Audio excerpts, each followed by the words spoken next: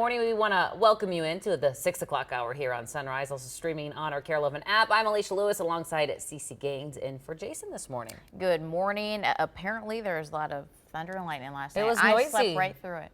Oh, good. I'm glad you did. I was woke up by my 5-year-old Tucker, who was afraid of the thunder he heard. You know, my youngest brother, Cal, he's 10 years younger than me. He used to freak out when I was super excited about storms. I'd be running through the house, and he was maybe like 3 or 4 years old. And my mom would get mad at me because she'd be like, "You're freaking out your brother. He's crying. He's a handful for me now." And he knows more about meteorology. He's studying engineering, but he knows more about meteorology now at 19 than I did probably when I was a junior or senior in college. He is all about it. So you never know. Sometimes that blossoms into something that you don't expect. And meteorology is a pretty cool thing. Just throwing it out there. 67 in the metro right now, 61 our dew point. We're mild this morning, and temperatures are going to stay mild today. The good news is that we see drier air coming in throughout the day as well. But before we get there, a couple of storms, some downpours we're watching. I'll give you a closer look at these coming up here, but there are 2 spots where we got to keep an eye on some activity. Megan, how's it on the roads?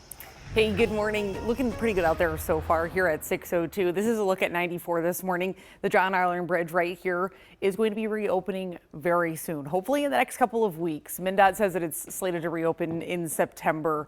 Some of the ramps, though, some of the closures around the bridge, like the ramp from I-94 to 10th Street, that has been closed. That's going to reopen in late August, so that's got to be in the next week or two here. If you are missing this bridge as part of your daily commute, don't worry, it's going to be reopened soon, but you can see already those construction vehicles still out there this morning.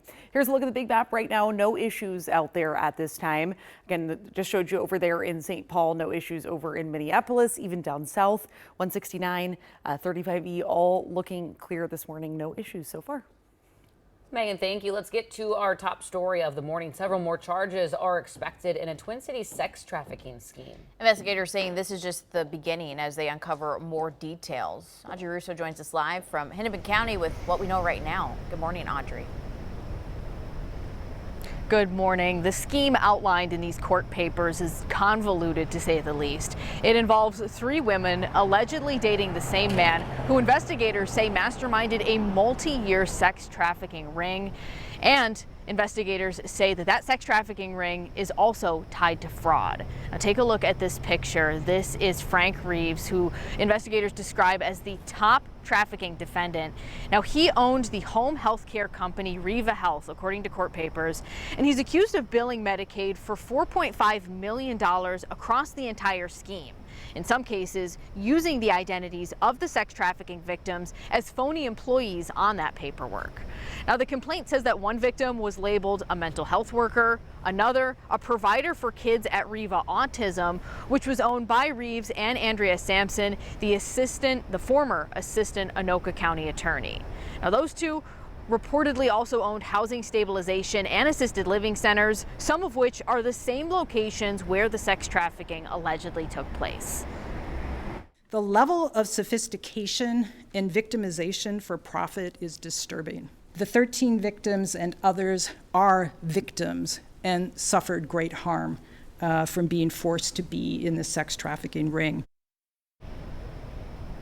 Now, investigators say that the business side of the sex trafficking ring was run online, with the defendants allegedly recruiting victims, then posting them as advertisements for potential buyers. Back to you. Audrey, thanks for that update. This morning, we're learning new details about actress Hayden Panettiere's sudden death. South Carolina police say the 36-year-old was in cardiac arrest when first responders found her. This is video from outside the actress's apartment in Greenville. Police say emergency crews performed CPR and other life-saving measures, but were unsuccessful. Officials say they're waiting to release Panettiere's official cause of death until their investigation is done. Fans say it feels like they grew up alongside the actress. Being a millennial, watching Hayden growing up in all the movies and TV shows, it kind of hit very close to home. Deepest condolences. That is so unfortunate to hear. So young at 36 years old, and so accomplished. That she really was incredible. Panettiere was best known for her roles in Heroes and Nashville, as well as Scream 4. She was 36 years old. This morning, tributes continue to pour in for the 3 people killed in a murder-suicide in Hopkins and Burnsville last week. This is video from a community vigil in Hopkins last night. Police say Nathan Brown killed his wife, Kristen, their daughter, Evie, and his mother, Alice, before taking his own life. Kristen's family says Evie, like many 7-year-olds, was full of energy, loved to dance. They say caring for Evie and other children was Kristen's superpower. Kristen was the smartest, the most creative, the kindest, the most patient. She was the best at everything. And we miss her so much. Families enrolled in Brown Bear Daycare also released a statement calling Kristen a, quote, warm and nurturing caregiver. If you or someone you know is in a dangerous situation, there are free resources available. The number for Minnesota's crisis hotline is on your screen. Trained professionals are available 24/7. Well, this morning, the Dakota County Sheriff's Office is asking for your help after a man was found dead in the Mississippi River. Officials say the body's been identified as 40-year-old Timothy Standish Jr., who lived in the Stevens Square neighborhood in Minneapolis. Detectives say they want to talk to any friends or people who knew him. Investigators say they're not providing additional details about his death out of respect for Timothy's family. This morning, we're waiting for an update from State Patrol about a crash that shut down 494 westbound for hours last night in Eden Prairie. This is video from the scene near Flying Cloud Drive. You can see police and fire under the bridge there. That crash happening right during rush hour at 5 p.m., backing up traffic.